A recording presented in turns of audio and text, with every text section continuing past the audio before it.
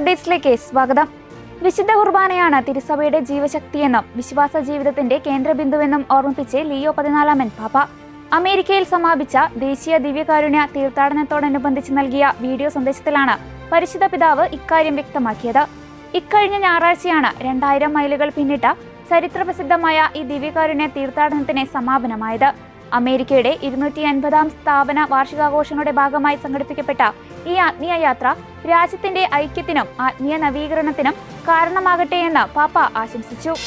ഇറ്റലിയിലെ ജനോവയിലുള്ള സീറോ മലബാർ സമൂഹം തങ്ങളുടെ മധ്യസ്ഥയായ വിശുദ്ധ അൽഫോൻസാമയുടെയും മാർ തോമസ് ലീഹായുടെയും തിരുനാൾ സംയുക്തമായി ആഘോഷിച്ചു.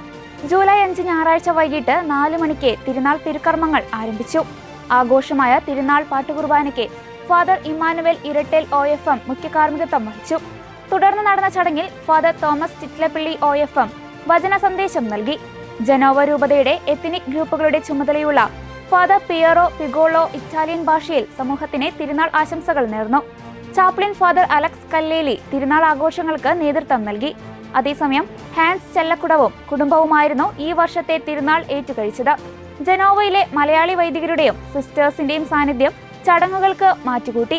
ജനോവയിലും പരിസര പ്രദേശങ്ങളിലും താമസിക്കുന്ന 100 കണക്കിന് മലയാളി വിശ്വാസികൾ തിരുനാൾ തിരുക്കർമ്മങ്ങളിൽ ഭക്തിപൂർവ്വം പങ്കുചേർന്നു. ചാലക്കുടി ഡിംസ് മീഡിയ കോളേജിൽ 2026-27 അധ്യയന വർഷത്തെ 1ാം വർഷ ഡിഗ്രി ക്ലാസുകൾ ആരംഭിച്ചു.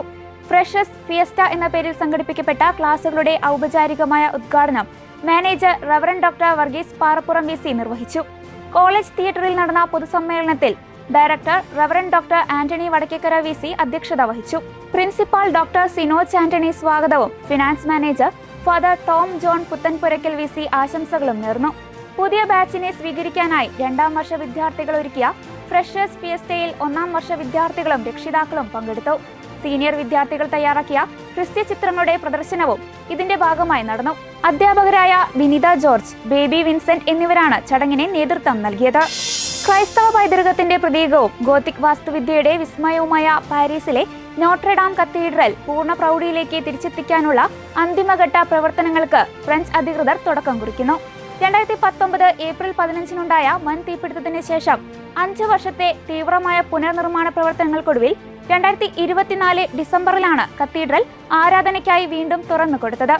എന്നാൽ ചരിത്ര സ്മാരകത്തിന്റെ പുനരുദ്ധാരണ പ്രക്രിയകൾ ഇനിയും പൂർണ്ണമാകാനുണ്ട്. അതേസമയം യൂറോപ്പിലെ സമീപകാലത്തെ ഏറ്റവും സുപ്രധാനമായ സാംസ്കാരിക മതപരമായ സംഭവങ്ങളിലൊന്നായാണ് 2024 ഡിസംബറിലെ നോട്രഡാം പുനരുദ്ഘാടനം കണക്കാക്കപ്പെടുന്നത്. ലിയോ 14 പാപ്പയ്ക്ക് കാസിൽ ഗാൻഡോൾഫോയിൽ സന്തോഷകരവും ഫലപ്രദവുമായ അവധിക്കാലം ആശംസിച്ച് അവിടുത്തെ ഇടവക വികാരിയും പോളിഷ് സലേഷ്യൻ വൈദികനുമായ ഫാദർ തദേവൂസ് ക്രോസ്മസ്. വിശുദ്ധ തോമസ് ഓഫ് വില്ലനോവ പൊന്തിഫിക്കൽ ഇടവകയുടെ വികാരിയാണ് അദ്ദേഹം. പരിശുദ്ധ പിതാവ് കാസിൽ ഗാൻഡോൾഫോയിൽ സുഖമായിരിക്കണമെന്നാണ് ഞങ്ങളുടെ ആഗ്രഹം. പ്രാർത്ഥന, വിശ്രമം, വായന, കായികം എന്നിവയ്ക്കായി അദ്ദേഹം നിശ്ചയിച്ചിട്ടുള്ള ലക്ഷ്യങ്ങൾ ഇവിടെ പൂർണ്ണമായി സാധ്യമാകട്ടെ എന്ന് ഞങ്ങൾ പ്രാർത്ഥിക്കുന്നുവെന്ന് ഫാദർ തദ്ദേവൂസ് പറഞ്ഞു. ഇതോടെ ചർച്ച് അപ്ഡേറ്റ്സ് പൂർണ്ണമാകുന്നു. നന്ദി.